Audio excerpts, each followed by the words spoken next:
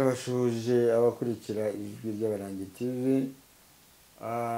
Umwanya nk'uyu twakiriye umuvandimwe wacu waje atugana afite ubuhamya bwo kugira ngo abataza abarangi bamenye abarangi n'iki, abarangi bakora iki. Abarangi mu ncamake ni abavuzi bavuza imbaraga z'Imana. Rero tugiye kwakira ubuhamya bw'umuvandimwe witwa Ruzindana Emile. Agiye kubibwira ababwiriza iby'umurangi yabakoreye, maze inshuti bavandimwe mukurikiye iri jwi muze gukurikira neza kandi bibasigire impanuro nziza, kuko abarangi baravura bakavura indwara zananiranye. Reka rero tumutege amatwi. Karibu Emile Ruzindana. Murakoze cyane. Nkuko mwari mubivuze, nitwa Emile Ruzindana, nkaba ntuye mu ntara y'Iburasirazuba, akarere ka Ngoma, umurenge wa Karembo. Nkaba ndi umugabo wubatse ufite umugore umwe n'abana batatu. Mbere na mbere nagira ngo mbanze nshimire abayobozi b'uyu muryango wa Barwa bashyizeho iyi channel y'ijwi ry'Abarangi TV kugira ngo ribashe kuba twagira icyo tuvuga, abagize icyo bakorerwa n'umurangi, kugira ngo n'abandi batabashije kumenya ubwo buvuzi bw'abarangi babashe kubugeraho. Rero njyewe nk'uko nari mbibabwiye, nagira ngo mbabwire ko navuwe n'abarangi, kuko hanze aha mu Rwanda hari uburwayi butagaragara, ngira ngo mbaho buhamya. Hamwe ubona umuryango munini w'Abanyarwanda uba ugenda mu muhanda bafite ibibazo bitandukanye, ariko wamubona agenda ukagira ngo yagezeyo nk'imvugo y'Abanyarwanda, ariko uburwayi bwaramusaritse. Mfite rero kuri ubwo burwayi butandukanye nababwiramo bumwe na bumwe. Hari uko umuntu abaho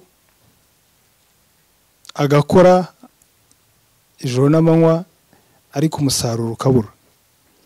Hari ukuba warasaritswe n'ibyo kunywa, ndabara ubusinzi. Hari ukuba warasaritswe n'irari. Irari ngira ngo ni Ikinyarwanda ariko kirumvikana, ariko nanagisobanura. Kuba uri umugabo wubatse ariko wabona undi muntu wo hanze ukumva aho wajya kwibera.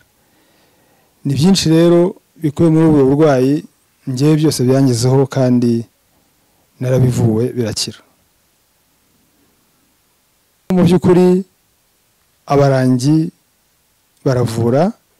Ngewe maze kugera mu barangi, uyu ni umwaka wa gatatu ngeze muri iri vuriro rivurisha abarangi riherereye Kimironko. Maze imyaka 3, ariko naje umboneye mu muhanda ndi umuntu ugenda ukomeye, ariko narashize. Bikubiye muri bwa burwayi nari mbabwiyemo yuko umuryango nyarwanda hano warasenyutse. Rimwe na rimwe abantu bakitana ba mwana, ati uyu, ubwo ndavuga nk'umuryango, ndavuga hagati y'umugore n'umugabo, ugasanga barabana ariko umwe akavuga turiye yarananiye, umugore nawe turiye yarananiye, ariko mu by'ukuri ntibaje guhishukirwa neza ngo ubwo burwayi buturuka kuki. Hari umuntu ugira kamere avukana, ariko hari n'uburwayi buterwa n'indwara ziva kuri karande mu miryango.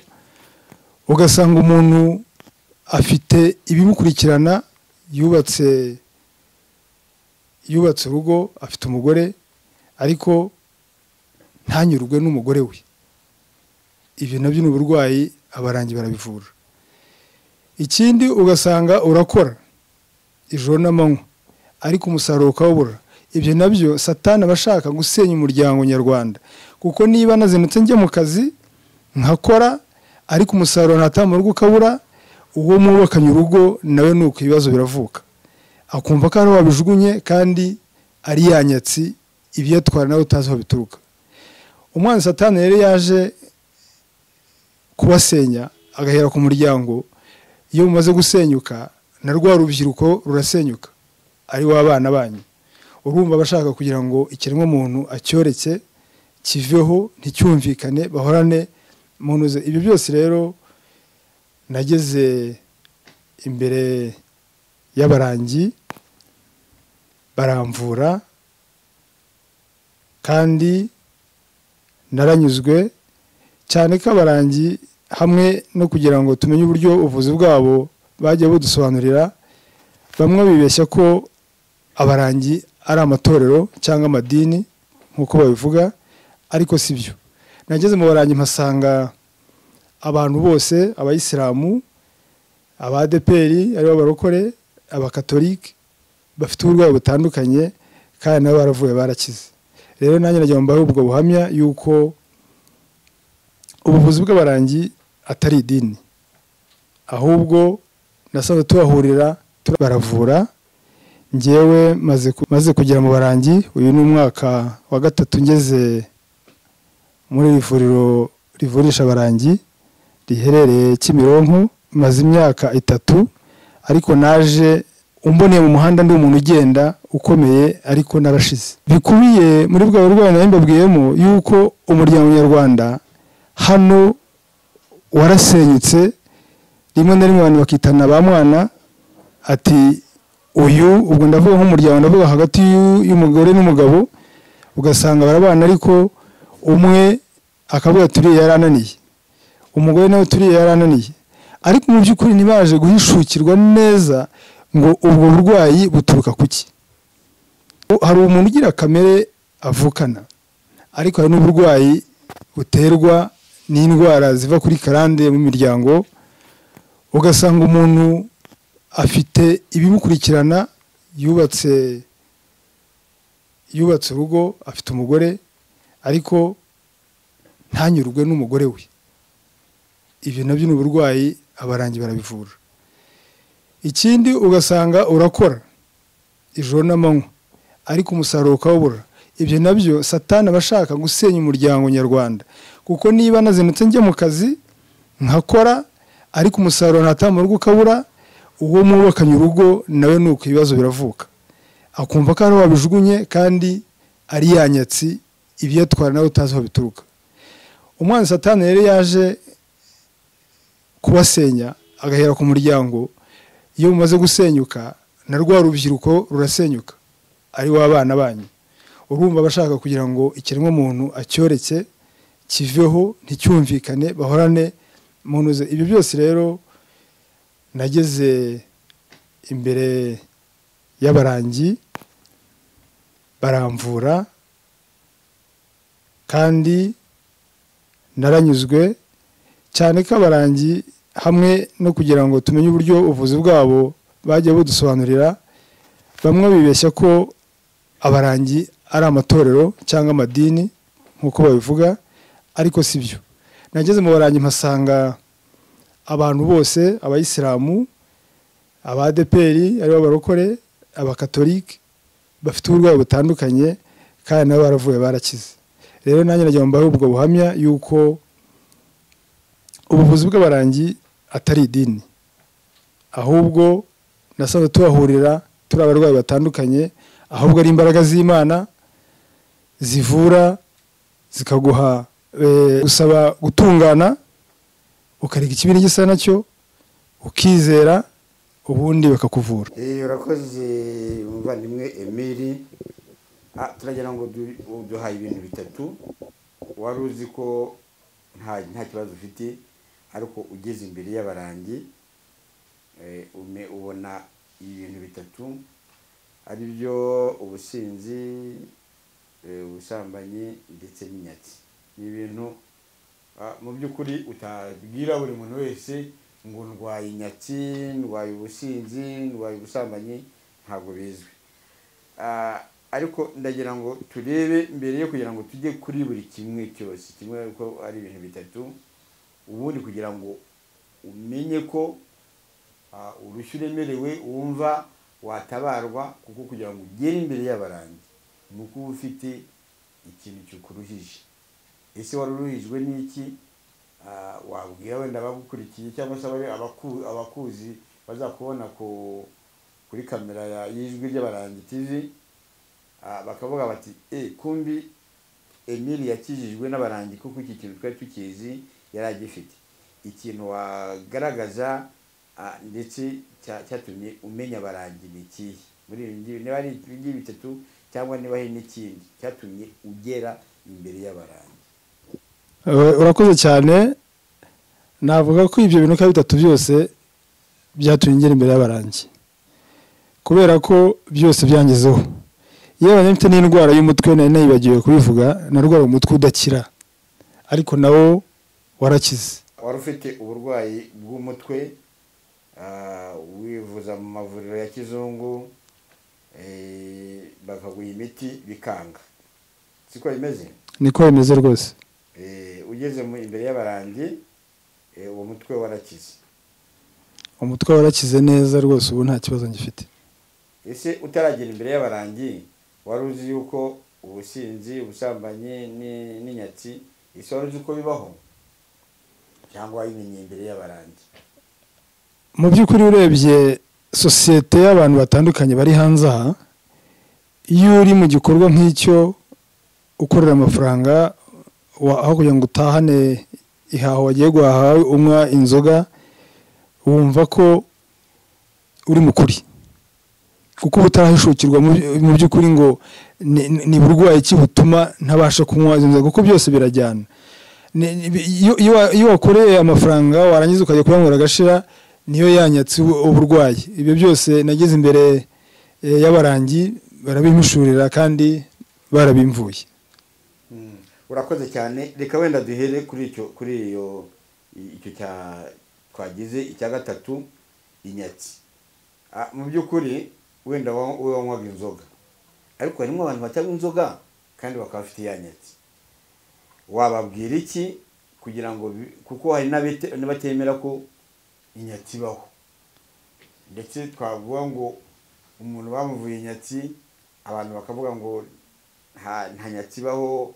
Wowe wasobanurira abatwumva gute? Kuko hari abantu batanywa inzoga ariko bafite yanyatsi, bya bindi bakorera bikabanyura mu myanya y'intoki ntibasobanukirwe. Wababwira iki nk'abo bantu kugira ngo basobanukirwe, noneho banikurikiranire, bavuga bati kumbi iyi nyatsi yatugezeho twebwe tukaba tutabizi? Kuko hari no kuba urwaye ntumenye icyo urwaye, nabwo ni uburwayi bukomeye cyane. Harimo benshi bafite icyo kibazo. Wababwira iki kugira ngo bigarukeho, barebe ndetse babe bakora ubona ibintu bitatu ari byo ubusinzi, ubusambanyi ndetse n'inyatsi. Ni ibintu mu by'ukuri utabwira buri muntu wese ngo ndwaye inyatsi, ndwaye ubusinzi, ndwaye ubusambanyi, ntabwo bizwi. Ariko ndagira ngo turebe mbere yo kugira ngo tujye kuri buri kimwe cyose, kimwe uko ari ibintu bitatu, ubundi kugira ngo umenye ko urushyi uremerewe wumva watabarwa, kuko kugira ngo ugere imbere y'Abarangi ni uko uba ufite ikintu cyukuruhije. Ese wari uruhijwe n'iki? Wabwira wenda abagukurikiye cyangwa se abakuzi bazakubona kuri kamera y'ijwi ry'Abarangi TV, bakavuga bati kumbi Emile yakijijwe n'Abarangi kuko iki kintu twari tukizi yari agifite. Ikintu wagaragaza ndetse cyatumye umenya Abarangi ni ikihe muri ibi ngibi, niba ari ibi bitatu cyangwa niba hari n'ikindi cyatumye ugera imbere y'Abarangi? Urakoze cyane. Navuga ko ibyo bintu bitatu byose byatumye ngera imbere y'Abarangi, kubera ko byose byangezeho. Yewe mfite n'indwara y'umutwe nari nayibagiwe kubivuga, narwara umutwe udakira, ariko nawo warakize. Ni ukuvuga wari ufite uburwayi bw'umutwe, wivuza mu mavuriro ya kizungu, bakaguha imiti bikanga, siko bimeze? Niko bimeze rwose. Ugeze imbere y'Abarangi, uwo mutwe warakize? umutwe warakize neza rwose, ubu nta kibazo ngifite. ese utaragera imbere y'abarangi wari uzi yuko ubusinzi, ubusambanyi n'inyatsi ese wari uzi uko bibaho cyangwa wabimenye imbere y'abarangi? Mu by'ukuri urebye sosiyete y'abantu batandukanye bari hanze aha, iyo uri mu gikorwa nk'icyo ukorera amafaranga aho kugira ngo utahane ihaho wagiye guhaha unywa inzoga, wumva ko uri mukuri, kuko utarahishukirwa mu by'ukuri ngo ni burwayi ki butuma ntabasha kunywa izo nzoga, kuko byose birajyana. Iyo wakoreye amafaranga warangiza ukajya kuyanywera agashira, niyo yanyatse uburwayi. Ibyo byose nageze imbere y'abarangi barabimishurira kandi barabimvuye. Urakoze cyane. Reka wenda duhere kuri icyo twagize icya gatatu, inyatsi. Mu by'ukuri wenda wowe wanywaga inzoga, ariko harimo abantu batanywa inzoga kandi bakaba bafite ya nyatsi. Wababwira iki kugira ngo, kuko hari n'abatemera ko inyatsi ibaho, ndetse twavuga ngo umuntu bamuvuye inyatsi, abantu bakavuga ngo nta nyatsi ibaho, wowe wasobanurira abatwumva gute? Kuko hari abantu batanywa inzoga ariko bafite ya nyatsi, bya bindi bakorera bikabanyura mu myanya y'intoki ntibasobanukirwe. Wababwira iki nk'abo bantu kugira ngo basobanukirwe, noneho banikurikiranire, babivuga bati kumbi iyi nyatsi yatugezeho twebwe tukaba tutabizi? Kuko hari no kuba urwaye ntumenye icyo urwaye, ntabwo ni uburwayi bukomeye cyane. Harimo benshi bafite icyo kibazo. Wababwira iki kugira ngo bigarukeho barebe, ndetse babe bakora bafata iya mbere yo kwegera abarangi kugira ngo bakize iyo nyatsi? Murakoze cyane. Duhereye kuri icyo kibazo cy'inyatsi, birumvikana ko umuntu ashobora kuba atanywa izo nzoga ariko agakora ntabashe kumenya ngo bigenda gute ko nkora, cyangwa se yajya kubona akazi yanagakora kugira ngo azishyurwe bikaba ikibazo, bikarangira bigiye mu imanza zikamara imyaka n'imyaka, niko nta kintu agasigaye yose. Se nacumiye iki ku Mana ko mbona nkora ibintu byanjye bitaye?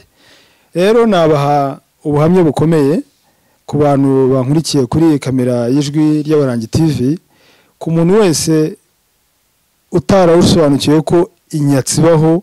Inyatsi ni indwara ihari, ariko kugira ngo uzayisobanukirwe yishukirwe biragora cyane, ahubwo ukavaho utangiye gucumura hagati y'imiryango cyangwa se n'abavandimwe n'abaturanyi, utangiye kubeshyana ati ni ibi n'ibi. Ariko icyo nababwira cyo ni uko bagana amavuriro y'abarangi aho akorera hose, cyangwa se nk'aha kuri iyi kamera y'Ijwi ry'Abarangi TV mba ndi aho umuryango bargukorera, bisobanura umuryango w'abarangi mu Rwanda.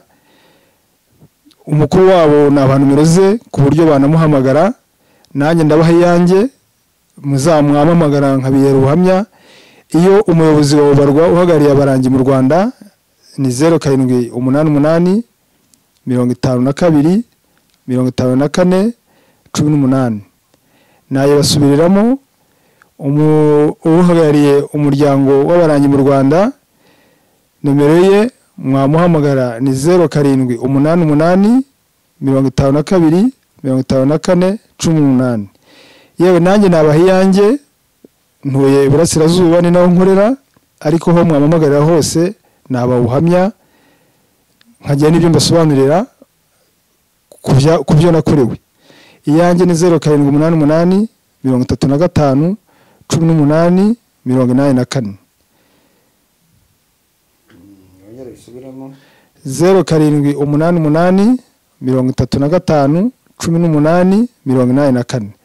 Mwahamagara izo nimero rwose mugahabwa ubusobanuro buhagije.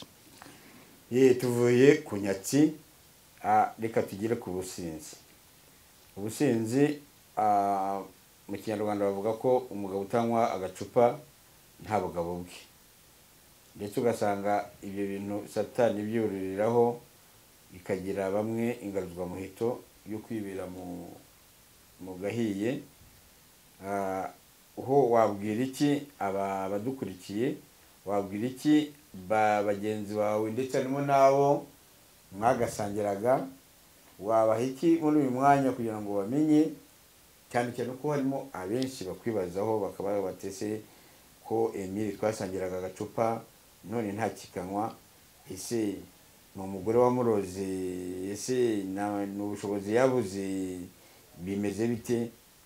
Watubwira muri makeya ukagera ari abadukurikiye ndetse n'abazagukurikira ndetse n'abakuzi, kugira ngo basobanukirwe bamenye amahirwe wagize kugira ngo uve kuri iyo ngoyi y'agacupa.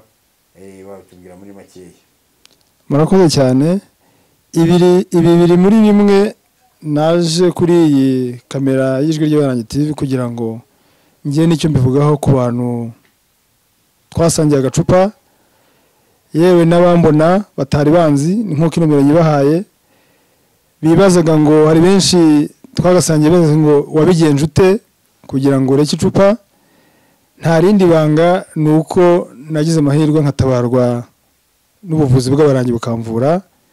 Yewe n'icyo umbajije bibaza ngo umugore yarandoze, ahubwo nagira ngo rwose Imana yo mu ijuru izashimire umugore wanjye kuko yabaye intwari. Nkurikije uburyo nanywaga agacupa n'uburyo nangizaga amafaranga, ariko igihe nkumva ko ari ubwo bugabo ndimo, Imana imuhe umugisha cyane. Ubu mbahaye ubuhamya kugira ngo abakurikira iyi channel y'Ijwi ry'Abarangi TV, jewe nanyweye inzoga mu buryo buhagije, narazicuruje, ariko bugacya mu gitondo ntaha nkazinduka mu kazi.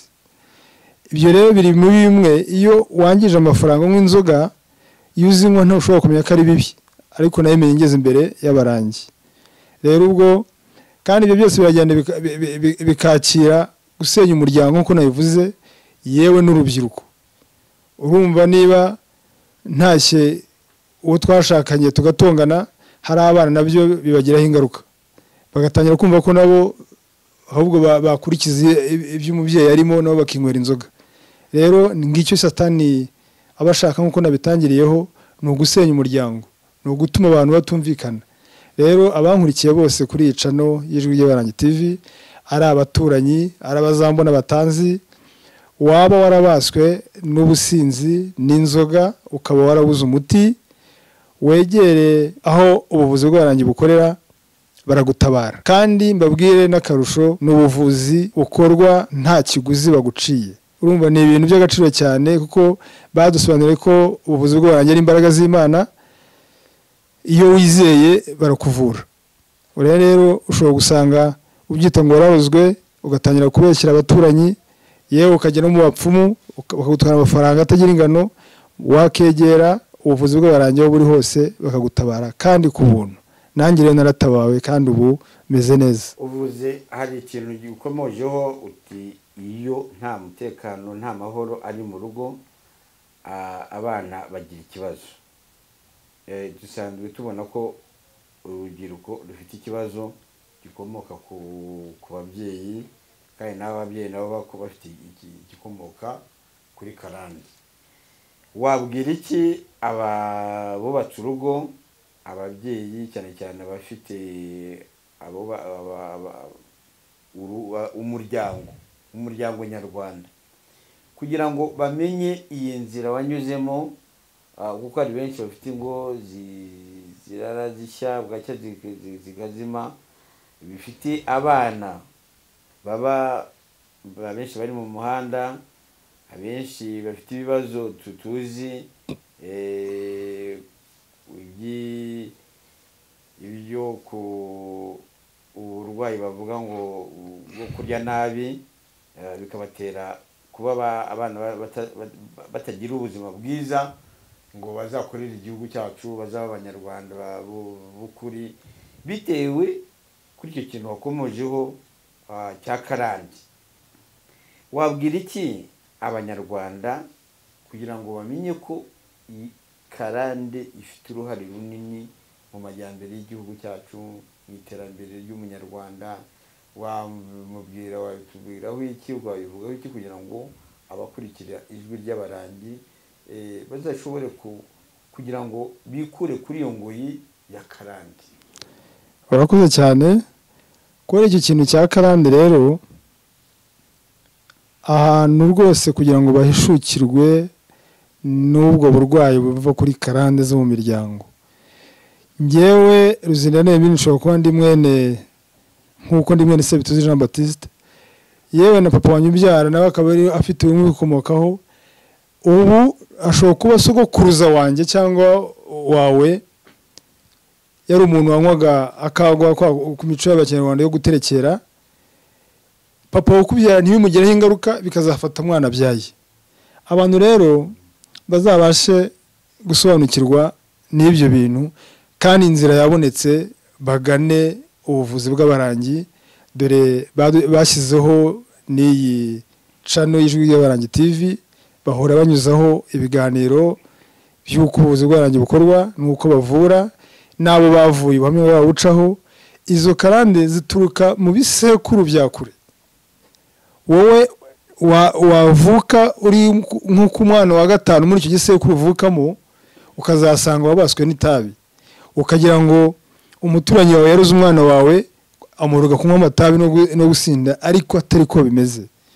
Rero rwose icyo nabwira ko mu buryo bwo kugira ngo twubake umuryango nyarwanda, bagabo badamu mufite ingo mufite abana, nimujya mugera mu cyiciro cyo kuba mubona mufite abana bashaka gutana, wamushyira mu ishuri ubwenge akabubura kandi atarabubuze, ahubwo ugasanga ibyo wamuhaye yagiriye mu kabari yanywereye yaguze itabi. Ubuvuzi bw'abarangi nicyo bwaziye kugira ngo batabare. Iyi channel imaze guca ibiganiro byinshi biduhumuriza, biduha tubona ubuhamya. N'ubu mbahaye ndabuyihereye kuko nanjye nabihamiriza. Twashyizeho contact zacu, mugane ubuvuzi bw'abarangi ho buri, hanyuma musobanukirwa n'ibyo bintu. Ejo mutazajya mwiteranya ngo mwarogewe, kandi ari ibintu biva kuri karande yo mu miryango yanyu ya kure. Urakoze muvandimwe Emile, utugaragarije ukuntu karande igutereza, ishobora gutereza ubusinzi, ubusambanyi, ikagutereza inyatsi, bigahungabanya umuryango nyarwanda. Ese kuva wagera imbere y'abarangi, mbere na mbere hari ubwo wanywaga icyerekeranye n'itabi? Sinigeze nywa itabi, ariko nanywaga inzoga. Noneho turebye aho ugereye imbere y'abarangi, ese hari abo wigize ubona bavuye banywa itabi, banywaga n'iyo nzoga? Uzi ko kuva ku nzoga ukava ku itabi ubiretse ukabivaho nta muti baguhaye ukabireka, ni ikintu gikomeye cyane. Hari abo waba warabonye noneho ukamiriza abadukurikiye kugira ngo byibura ufite wahejejwe n'umwanzi Satani muri icyo kibazo, ku buryo yagana abarangi bakamutabara? Murakoze cyane. Mbaje ikibazo cyiza, ariko ubuhamya nababwira ku bankurikiye kuri kamera y'Ijwi ry'Abarangi TV, kubikubwira njyewe narababonye abanywaga amatabi, banywaga inzoga, urumva nandi muri uwo mugabane, ariko njyewe narabikize. Hari n'abandi rero benshi bakize ubwo burwayi kandi bavuye n'abarangi. Icyo nababwira rero cyiza gifatika nuko muhamagara izo contact twashyizeho, tukabayobora, cyangwa natwe tukibonanira tukabibasobanurira, hanyuma namwe mukabasha gutabarwa. Abafite abana babashwe n'ibyo bintu, cyangwa mu muryango kuba umwe muri mwe hari ababashwe n'ibyo bintu, yagana ubuvuzi bw'abarangi bukabatabara. Urakoze cyane. Reka twongere dusubire muri contact watanze. Kuri kubashaka kubaza gusobanuza kuri Emile, ni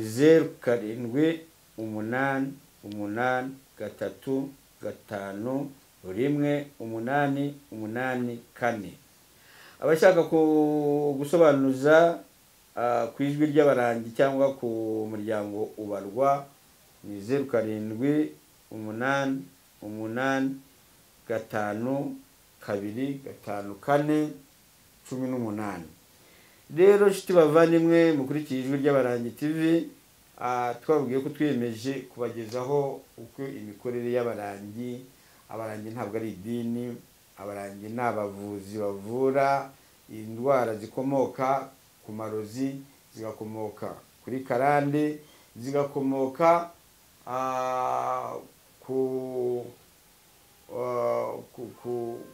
ku mwanzi satani, ariyo ibyo twakwita satani cyangwa se amadayimoni, bayivuga uko bashatse, ariko ibyo byose bivurwa n'abarangi. Rero inshuti bavandimwe, abarangi bakorera mu Rwanda hose, iburasirazuba bw'igihugu cyacu, iburengerazuba, amajyaruguru, amajyepfo, ndetse ubu ngubu abarangi bari muri gahunda yo gukwira isi yose. Rero inshuti bavandimwe, banyarwandakazi, abarangi nibavura mu gihugu cyacu bakageramo ibyicaro byiza bikomeye, ni ukuvuga n'amahanga azaza tugana, kuko bavura izo ndwara zivurwa n'umurangi, izo za karande, amarozi, amadayimoni, amashitani, ibyo byose bivurwa n'abarangi. Rero abadukurikiye twababwiye yuko mwadukurikira mukareba, kandi udasobanukiwe, mu rwego rwo kugira ngo iyi channel itere imbere, twabasabaga kuba mwakora like, mugakora na share, n'abatarakora subscribe bagakandaho, kugira ngo ibiganiro biciye kuri iyi channel Ijwi ry'Abarangi TV bibashe kubageraho bose, ndetse na comment ku biganiro biba byatambutse. Tumaze kubona ibiganiro byinshi byadufashije, habaye ubuhamya bw'abantu ba mbere bambanjirije, twabonye ubuvuzi bw'abarangi uburyo bukorwa, byose bikorerwa ku mugaragaro. Rero ibyo byose ku bafite izi telefone cyangwa imashini babikurikira, babikora kugira ngo nabo ubuhamya babonye babashe kubugeza kubo baba batabifite. Rero banyarwandakazi, uyu wari umwanya wo kugira ngo mumenye abarangi, mumenye imikorere yabo, mumenye abavuga ngo ni amadini, ngo bayagikuzimu bagira gute. Ibyo ni amabeshyi, barababeshya. Muzi icyicaro cyabo kiri hano i Kigali, kandi nta n'ahantu mu Rwanda hatari abarangi. Rero tubifurije umwaka twatangiye tugiremo amahirwe yose. Murakoze. Mwari kumwe n'umusaza Kajongi Jean Bosco n'umuvandimwe wacu Emile. Murakoze.